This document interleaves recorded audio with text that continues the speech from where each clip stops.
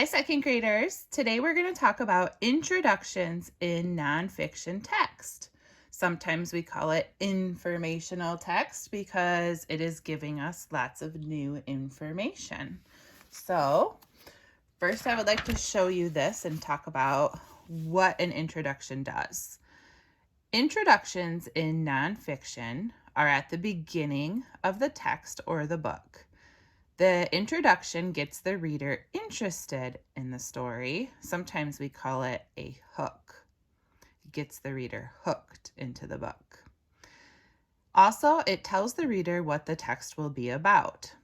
I like to think of it as like a preview.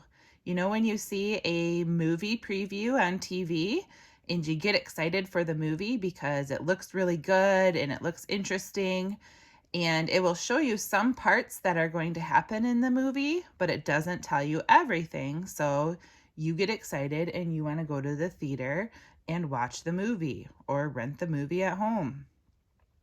So I have a couple of books that have introductions in them that I want to share with you.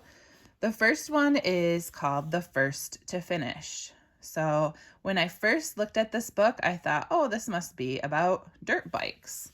But then, as I read the introduction, I realized it wasn't just about dirt bikes. It was about races. So if we go back to the title, The First to Finish, when you think about a race, whoever wins is the first to finish, right?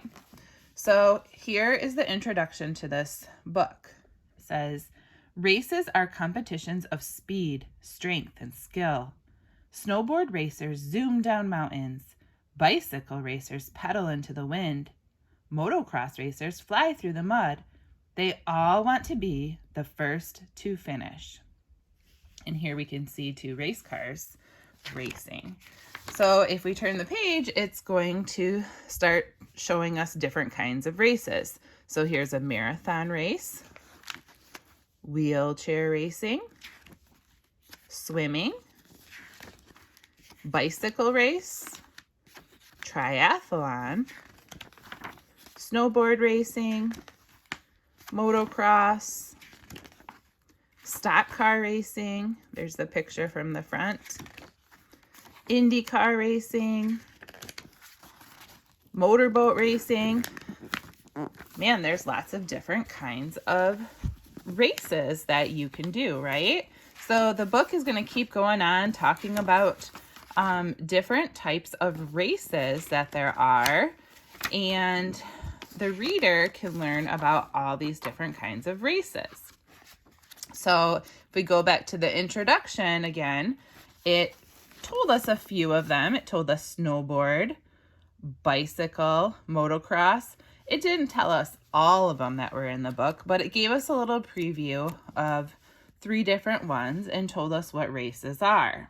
So it definitely was at the beginning of the book, got me interested because I wanted to learn more, and it told me about what this book was going to be about. It gave me a little preview. So here's another book called Blackout, Animals That Live in the Dark. If I first open it up, you're going to notice it doesn't say introduction. It doesn't tell us it's the introduction. But when I turn the page, I see that there's chapter 1. So since it's before chapter 1, it has to be some sort of introduction that's going to tell us what this book is about. So let's read it.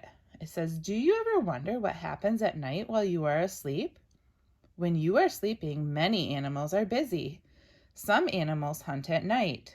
They are called nocturnal. Some animals live in the dark almost all of the time. Some creep in caves, some swim way down deep at the bottom of the ocean, and some cool creatures hide out in dens underground. Let's find out what it's like to live in a blackout. So didn't that get you excited to think about all the animals that are up while you are asleep? And they are living in the dark all the time. That's pretty amazing. Imagine what that would be like. So it says, let's find out what it's like. It makes me want to keep on reading. So as we turn the page, it says chapter 1, animals awake at night. So this chapter is going to be all about different animals that are awake at night, or as the introduction said, they are called nocturnal. Chapter 2 is animals in caves.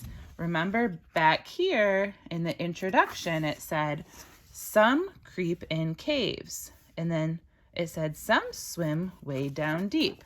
So if we keep going past the caves,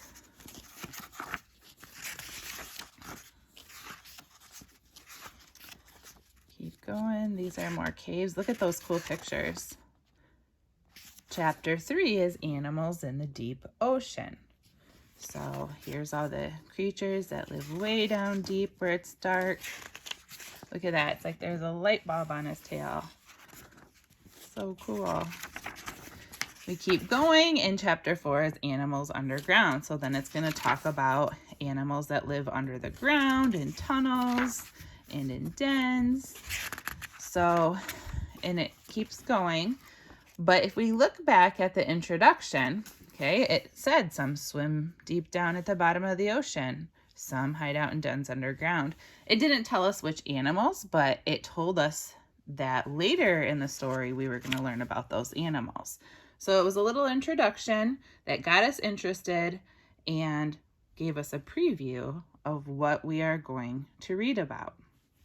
So what you are going to do today is you are going to look at this article. It's called Don't Pet This Shark. And there will be